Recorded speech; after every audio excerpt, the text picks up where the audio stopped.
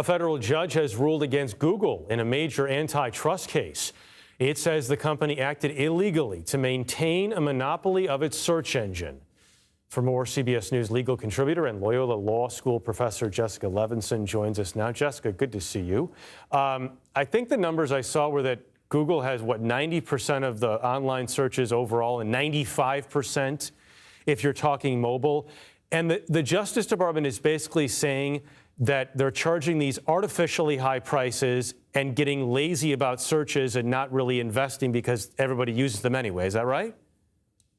That's exactly right. That they are engaging in a monopoly here, that they're violating antitrust laws because they're boxing out competitors when it comes to their search engines, that they are paying billions of dollars to Apple, to Samsung to say, make us the default search engine on your browser, on your smartphone. And that by doing that, they're boxing out the competition, that nobody else can basically scale up and compete with Google when it comes to that search engine capacity. And so this is a case that deeply affects our ability to get information and how we get information. This is separate from, although, as you said, somewhat related to, it's separate from a different action dealing with Google and how it shows ads. And it, again, trying to box out competitors with respect to advertising.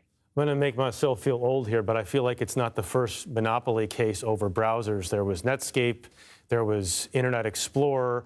So we've dealt with, I know they're different, but we've dealt with this a little bit before. How does this affect, how will it potentially affect other tech companies?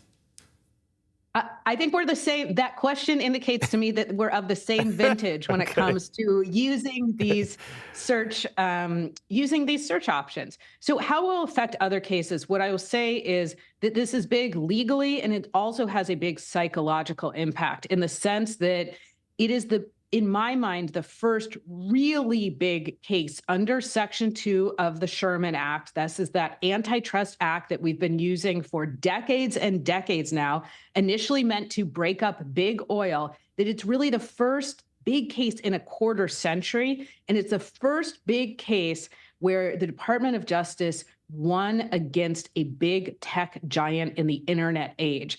So when it comes to other FTC actions, other Department of Justice actions, another one we talked about against Google, others against Apple, I think that it will make a difference for those cases. Vintage is a much better word than old.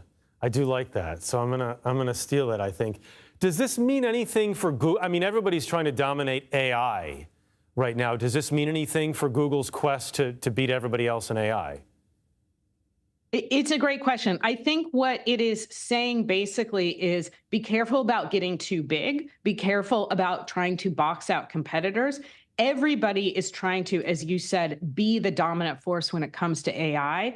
And this decision by Judge Maida is saying, be careful about how you try and gobble up the market share. And so AI actually could be a way of reducing Google's market share if other competitors are able to flourish in this area. But absolutely great question. And this is where we're all going next, right? Which is, it was search engines today, it'll be advertising tomorrow, and then it'll be AI. And then, so where does this case head next? Does this eventually end up in the Supreme Court?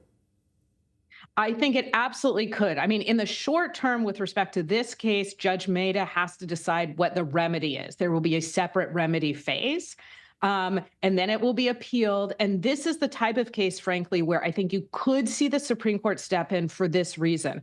We're talking about a very old federal law, and we're talking about relatively, again, given our vintage, relatively new technology. This is the type of case where the Supreme Court will say to a judge and or circuit courts, you're right, you're on the right track. This new technology can apply to this old law, or no, that's not what we meant. Congress, if you want to tackle this, go ahead and go back and write new legislation for a new age. Fascinating to talk about, and thanks for joining us on short notice to give us such an interesting breakdown of everything. Jessica, appreciate it.